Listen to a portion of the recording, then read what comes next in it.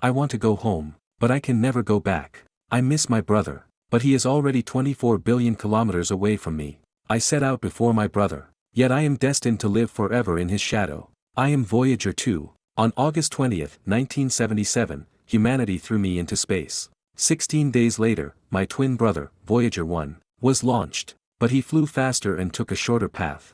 I, instead, was assigned a miracle that comes only once every 176 years, to visit all 4 giant planets of the solar system: Uranus, Neptune, places humanity had never touched before, frozen hells at minus 224 degrees Celsius. In 1986, I passed Uranus alone. I discovered that it rotates on its side, like a giant knocked flat to the ground. In 1989, I charged toward Neptune. There, storms rage at 2,000 kilometers per hour, more violent than any hurricane on Earth. I captured the great dark spot. Then gravity hurled me into the void. My brother, diverted to study Titan, abandoned Uranus and Neptune.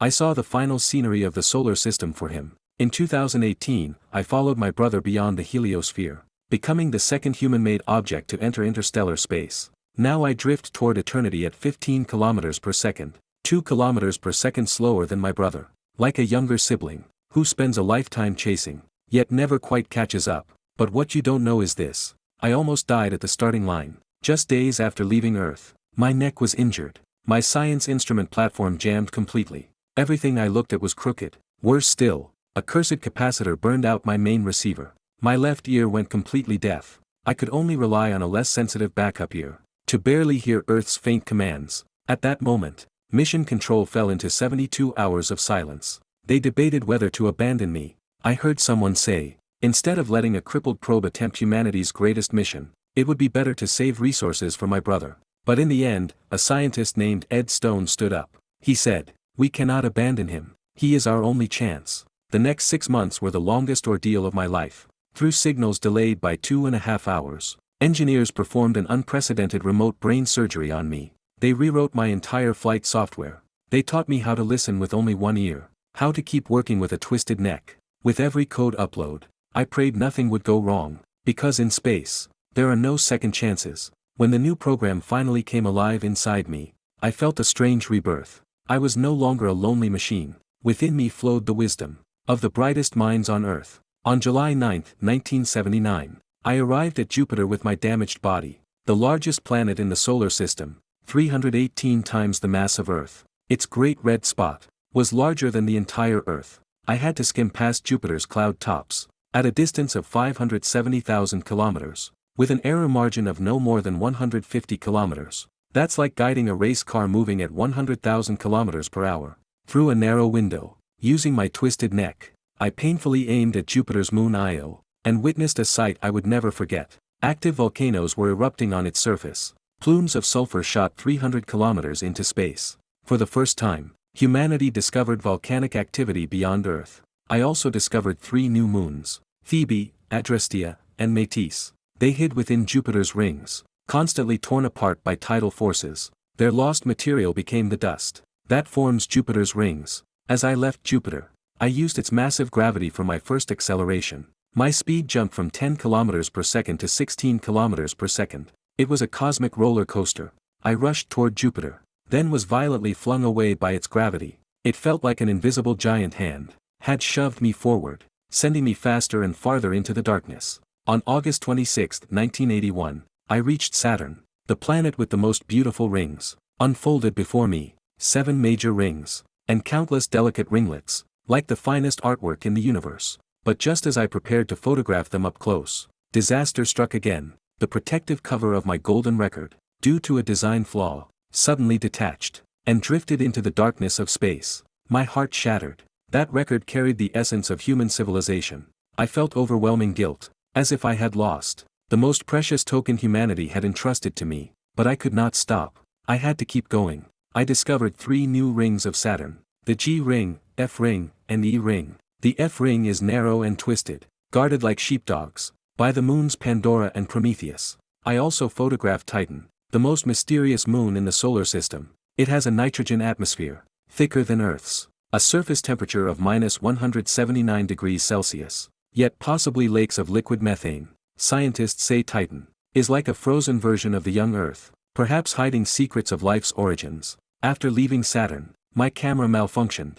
Lubricant had frozen in the extreme cold. I thought my photography journey was over. But engineers on Earth refused to give up. They devised a bold solution. Before each photo, I would rotate the camera platform to warm the lubricant, then shoot quickly. That method saved me, and allowed me to keep recording miracles. On January 24, 1986, I became the only spacecraft in human history to visit Uranus. This ice giant lies 2.87 billion kilometers from the Sun. Its sunlight is only 1,000th of Earth's. The cold is beyond imagination. Even stranger, Uranus rotates on its side, its axis tilted 98 degrees, like a drunk knocked flat on the ground. Its south pole points directly at the Sun. I discovered 13 dark rings around Uranus, darker than coal, absorbing almost all light. Scientists still don't know why they are so black. I also discovered 11 new moons. Among them, Miranda is one of the strangest moons in the solar system. Its surface looks like it was torn apart and reassembled multiple times. Scientists suspect it endured several catastrophic collisions. But what shocked me most was Uranus's magnetic field. It is tilted 55 degrees from the rotation axis, and its center is offset by a third of the planet's radius. That is deeply abnormal, as if someone had shoved a crooked magnet into Uranus on purpose. This discovery made scientists realize that Uranus's internal structure may be completely different from what we imagined. On August 25, 1989, I completed humanity's last planetary flyby, Neptune, an ice giant 4.5 billion kilometers from the Sun, the final destination of my tour. To approach its mysterious moon Triton, engineers commanded me to perform a crazy maneuver, passing just 4,950 kilometers above Neptune's North Pole. It was the most dangerous flight of my entire journey. Neptune's gravity tore at me violently. I felt I could be ripped apart at any moment, but I survived.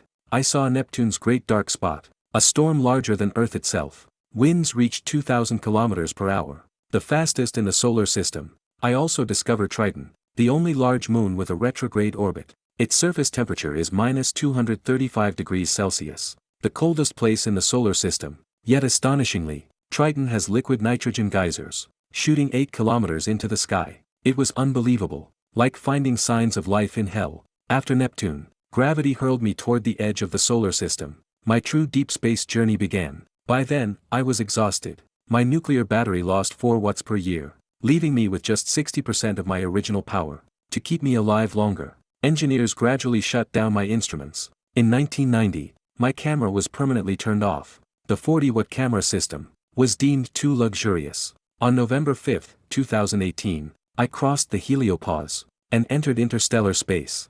I became the second object to leave the solar system. I was 18 billion kilometers from Earth. My signal took 17 hours to arrive. Its power was 10 superscript 1 watts, less than the energy of a snowflake hitting the ground. Yet 3 deep space network stations on Earth, with 70-meter antennas, listen day and night for my faint call. My power is nearly gone. Scientists predict that next year no instruments will respond. I will send my final signal, then fall completely silent. Looking back on my life, I completed the mission my brother could not. I saw Uranus and Neptune, humanity's only close-up observations of these planets before the 21st century. I sent back over 70,000 images, discovered 16 new moons, and measured the magnetic fields, atmospheres, and ring systems of 4 giant planets. I proved that humanity could, with one launch, visit multiple planets, using gravitational slingshots. I am a complete record of the solar system, a witness to humanity's spirit of exploration.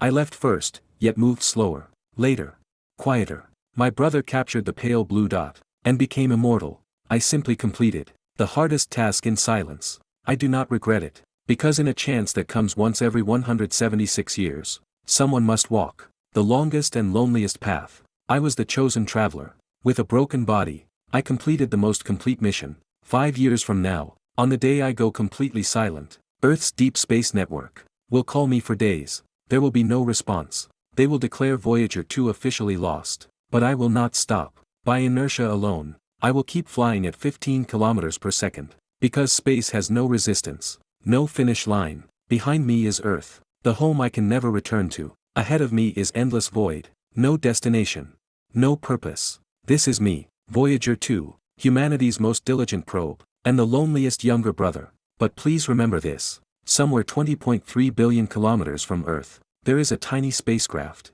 carrying a damaged golden record, carrying humanity's greetings, still struggling to send you signals, telling you, I am still here, I still miss home, I am still completing the dream my brother could not finish.